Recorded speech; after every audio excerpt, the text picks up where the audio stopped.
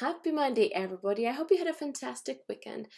Welcome to another episode of Grammar Monday. And in today's episode, we are going to be talking about the interrogative P.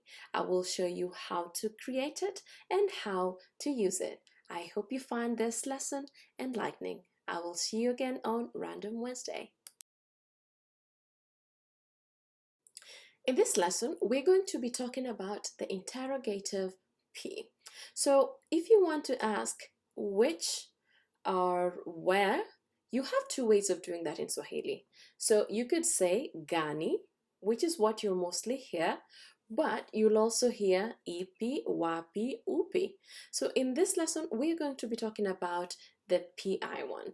I'll be showing you how to use it and how to create it. Okay, but it is first very important to recognize that this will change according to its respective noun class, and that's why I have my little chart here for noun class 1 to noun class 4. Of course, as we all know, there are many more classes than that, but just for our purposes today, I'll use these 4 noun classes to demonstrate it. Okay, so what you really need is your first demonstrative, that is this, and the second syllable of this noun class, this demonstrative. So for instance, we have huyu for noun class 1 to say this. So what you need to do is just split it into 2 and then take that you and then affix the P right there, and you have which person. Okay, so we have an example here, which child is coming. So you would say something like mtoto yupi anakuja. Okay, let's go down the road. Here we have hawa, split it. We end up having wa, pi.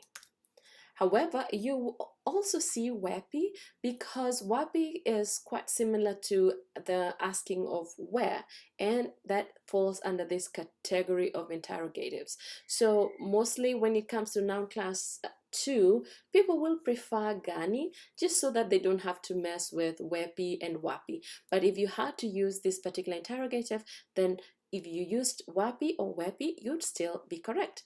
And we have an example here, which teachers are teaching.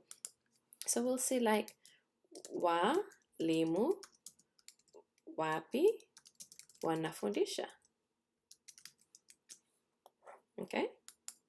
Okay. So noun class 3, split it, and you have upi.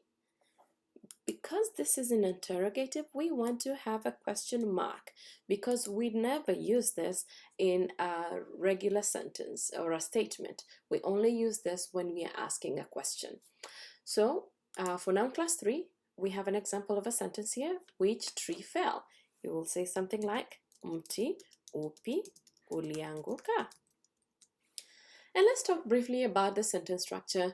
We will not start with the interrogative UP or UP because we have to make it come after the noun that it's defining. So unlike English, where you'll say which tree fell, in Swahili you have to start with tree which fell.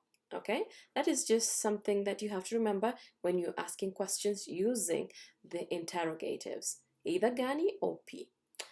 All right, so MI for noun class 4, again, just split this and you have EP. So, which trees did you buy? Uli inunua miti ipi.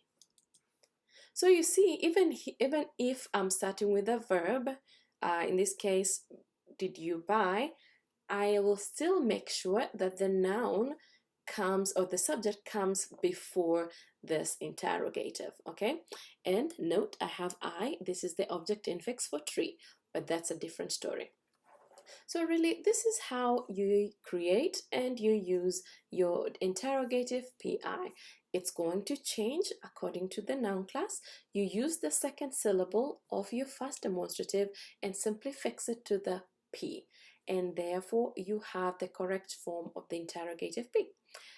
If that's all too much for now, just use Gani and you will be okay. I will see you in the next lesson.